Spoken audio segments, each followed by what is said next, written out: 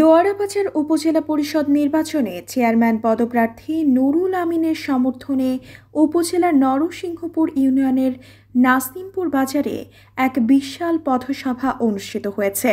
শনিবার 11 মে সন্ধ্যায় উপজেলার বিভিন্ন অঞ্চলের ভোটার ও সমর্থকদের বিশাল একটি অংশকে সাথে নিয়ে এই পথসভা অনুষ্ঠিত হয়। পথসভায় আগে নাসিমপুর বাজার ও আশেপাশের কয়েকটি পয়েন্টে গণসংযোগ করেন দোয়ারাবাজার উপজেলা চেয়ারম্যান পদপ্রার্থী নুরুল আমিন।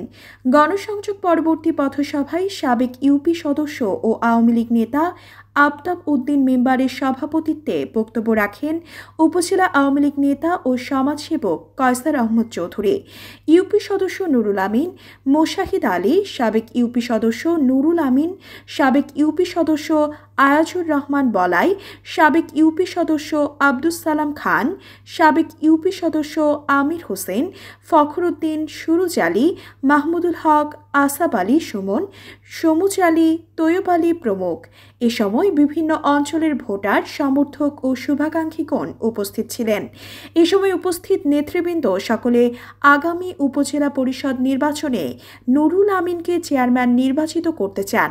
ভোটারগণ উন্নয়ন বঞ্চিত দোয়ারাবাজার উপজেলার উন্নয়নে উপজেলাবাসীর নাগরিক অধিকার ফিরে পেতে নুরুল আমিনকে ভোট দিয়ে জয়যুক্ত করবেন। রিপোর্ট করেছেন দোয়ারাবাজার সুনামগঞ্জ প্রতিনিধি।